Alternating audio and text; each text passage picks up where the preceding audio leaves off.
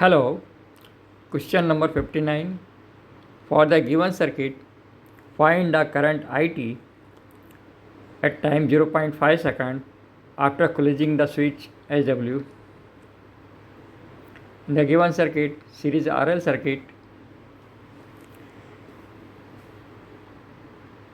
2 resistor 2 ohm connected in series with 2 inductors 1 Henry connected in series with switch and 2 volt supply.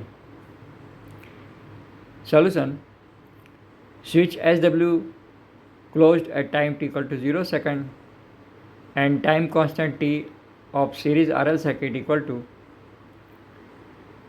L upon R equal to 1 plus 1 divided by 2 plus 2. This equal to 0.5 second. Current IT at 0. second or 1 time constant equal to steady state current, maximum current multiplied by 0.632. This equal to 2 upon 4 multiplied by 0.632. This equal to 0.316 ampere. Okay, thank you.